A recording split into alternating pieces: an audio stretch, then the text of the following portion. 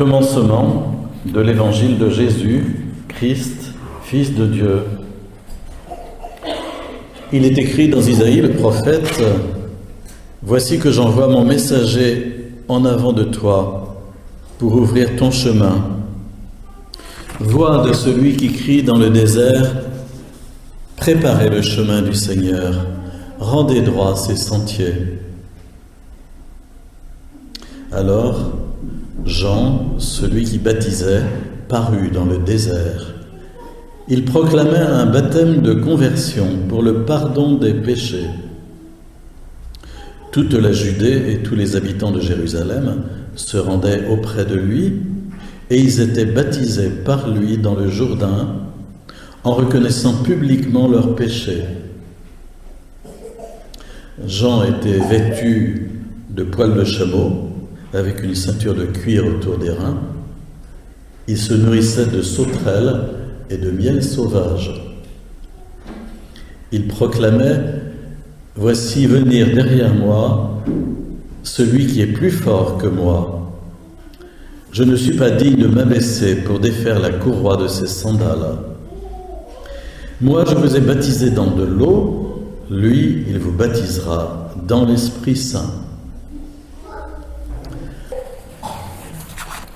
Inévitablement, tous les ans, le deuxième dimanche de l'Avent, apparaît la figure de Jean-Baptiste, tout à fait emblématique de ce temps de l'Avent, le cousin de Jésus, le précurseur, celui qui a annoncé sa venue, et il a un look très particulier, si j'ose dire, avec son vêtement en poil de chameau, Jean-Baptiste à poil de chameau, et aussi avec sa ceinture de cuir autour des reins, et puis ses sauterelles et son miel sauvage.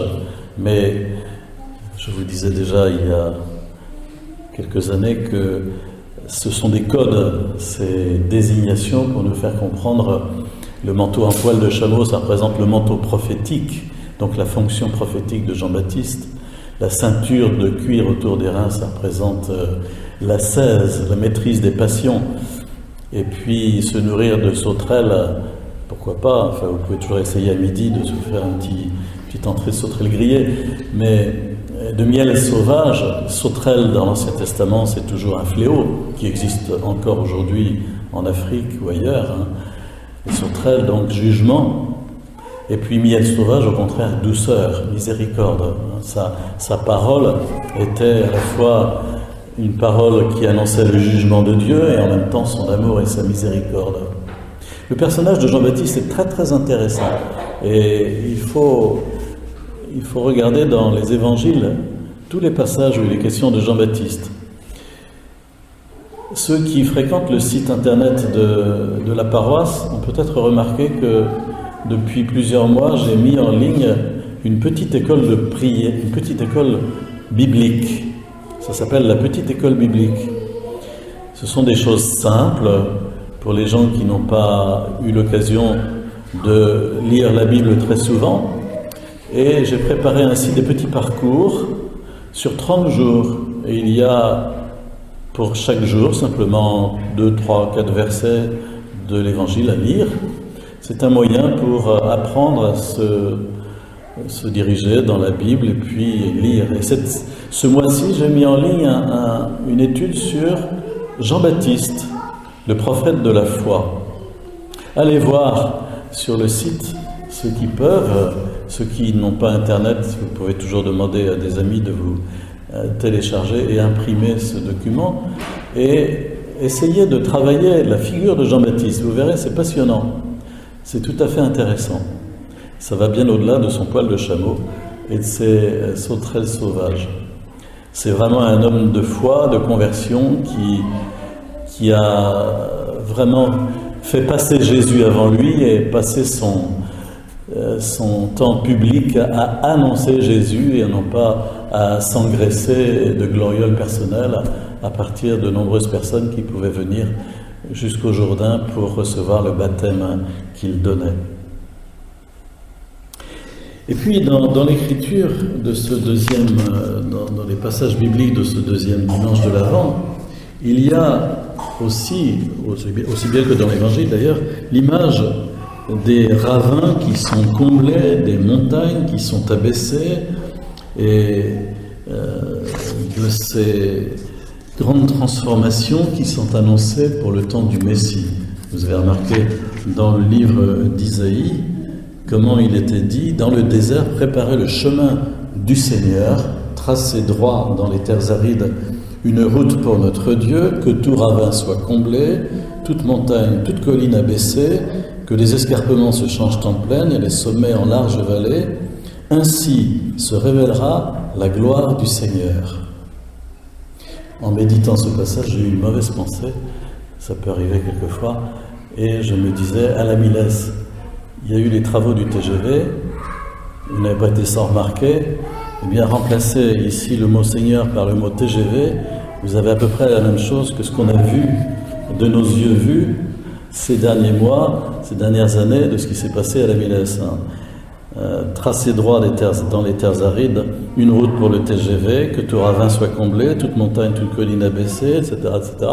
Lisez, transposez, mais bon, c'est une mauvaise pensée, mais ceci dit, ça permet aussi de se dire de quoi il est question ici. Il est question de gros travaux, on sait très bien les réaliser aujourd'hui, on a les outils qu'il faut pour ça, et les ingénieurs. C'est des gros travaux, mais des gros travaux qui concernent la conversion, qui concernent la préparation à l'accueil de Jésus. De quoi est-il question à travers les ravins ou les collines, les escarpements, les sommets, si ce n'est des aspérités de notre vie, du péché de notre vie, qu'il faut transformer d'une part par un effort personnel d'ascèse, comme on disait en parlant de Jean-Baptiste, de conversion, mais aussi par une demande de l'Esprit du Seigneur, qui seul peut nous donner ce cœur de chair dont nous parlions au début de l'Eucharistie. Le temps de l'Avent, c'est aussi un temps de conversion comme le temps du Carême. Au temps du Carême, c'est nettement souligné, listé, voilà, le jeûne, la prière, l'aumône, 40 jours. Le temps de l'Avent, on a beaucoup moins ce sentiment, et pourtant, dans la tradition de l'Église, c'est aussi un temps de conversion et de préparation au Seigneur. Aujourd'hui, évidemment, on est complètement matraqué par l'emprise commerciale pour les fêtes de Noël, mais il nous est dit à travers la parole de Dieu que nous avons à vivre une transformation dans nos vies concrètement, une transformation spirituelle qui exige la prière, qui exige la lecture de la parole de Dieu, comme on disait tout à l'heure, la lecture de la Bible, qui exige le sacrement de réconciliation. Je vous dirai tout à l'heure, on a préparé des célébrations pénitentielles pour la semaine prochaine, ainsi que le 24 décembre, mais il est important de recevoir le sacrement de réconciliation, de se confesser. Aujourd'hui, les gens ne savent plus ce que c'est, ne le font plus, qu'à reculons, et pourtant c'est un très grand sacrement. Il y a des gens parmi nous qui ne sont pas confessés depuis des dizaines d'années, je ferme les yeux, je ne regarde personne, et forcément, parce qu'on tombe dans une certaine médiocrité, puis on finit par s'y installer, puis on ne voit plus où est le péché après. Mais nous avons besoin vraiment de revenir au Seigneur en lui demandant de nous purifier, et ce sacrement est absolument merveilleux parce qu'il nous remet dans la grâce de notre baptême de façon puissante, simplement parce que nous avons eu l'humilité de nous abaisser devant le Seigneur, et lui il fait le reste. C'est lui qui nous comble de son amour. Et enfin, je voudrais terminer en soulignant la deuxième lecture. La deuxième lecture est tirée de la deuxième lettre de Pierre. Pierre, le disciple de Jésus, le premier responsable de l'Église, nous dirions pape aujourd'hui. Il a écrit 2 lettres. Il est à l'origine sans doute de l'Évangile selon saint Marc, qui fut un peu son secrétaire. Et il a écrit 2 lettres avant de mourir martyr en 64, quelque chose comme ça, sous Néron. Il a écrit 2 lettres qui sont fort intéressantes parce que c'est les premières encycliques d'un pape.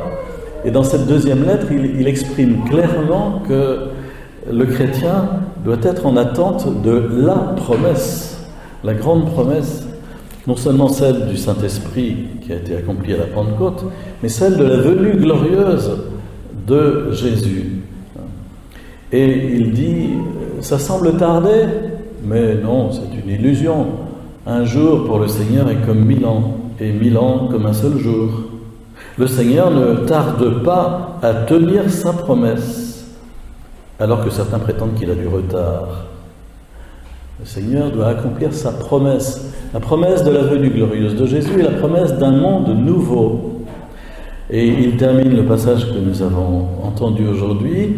Ce que nous attendons selon la promesse du Seigneur, c'est un ciel nouveau et une terre nouvelle où résidera la justice. Quand Pierre écrit sa deuxième lettre, vers les années 60, les chrétiens se trouvent aux prises avec un monde, une société romaine en pleine dissolution, comme aujourd'hui, exactement comme aujourd'hui, du moins en Occident, en pleine dissolution des mœurs et des valeurs. Et évidemment, il y a une sorte d'attente exacerbée de la venue glorieuse de Jésus à la fin des temps. Les premiers chrétiens ont pensé que Jésus allait venir glorieusement sans tarder. C'était imminent. Et puis, bien sûr, nous connaissons la suite. On est 2000 ans plus tard et Jésus n'a toujours pas apparu glorieusement, mais il remplira sa promesse. Et c'est vraiment ce que nous attendons. Un chrétien normal, pour reprendre certaines expressions, n'est-ce pas? Un chrétien normal, c'est un chrétien qui vraiment attend que Jésus se révèle glorieusement devant toutes les nations, attend son retour glorieux. Vous direz, ouais, bon, moi ça ne me branche pas spécialement, c'est pas mon truc, j'ai autre chose à faire, bon. Oui, sans doute, sans doute. Et cependant, ça doit toujours rester présent à notre esprit, toujours. Parce que Pierre, finalement, donne une explication, il dit « Le Seigneur prend patience envers vous, car il ne veut pas en laisser quelques-uns se perdre, mais il veut que tous parviennent à la conversion. » Voilà. Dieu donne du temps pour que les hommes se convertissent, génération après génération. C'est vrai aussi pour chacun de nous. Quelquefois, on se demande pourquoi des personnes vivent longtemps, si longtemps. Quelquefois, c'est pour la conversion aussi. Cependant, le jour du Seigneur viendra comme un voleur, dit Pierre. Alors les cieux disparaîtront avec fracas, les éléments embrasés seront dissous, la terre, avec tout ce qu'on fait ici-bas, ne pourra y échapper. C'est un enseignement clair de l'Écriture. Ce monde-ci aura une fin. C'est pas très réjouissant, ça peut sembler démobilisateur, mais pourtant c'est affirmé très, très clairement par Jésus. Le ciel et la terre passeront, mes paroles ne passeront pas. Par Pierre ici. Et c'est non pas une perspective mortifère, mais une façon aussi de nous permettre de rendre vivante notre espérance. Nous attendons un monde nouveau, la Jérusalem céleste, qui doit venir d'en haut. En ce moment, Dieu ne se tourne pas les pouces, mais il est en train de former et de tisser patiemment le monde nouveau, la Jérusalem nouvelle qui apparaîtra un jour. Ce sera vraiment très beau, très glorieux, extraordinaire, et nous devons, voilà, il est maintenant 11h, il faut s'arrêter, et nous devons vraiment avoir cette espérance chevillée au cœur.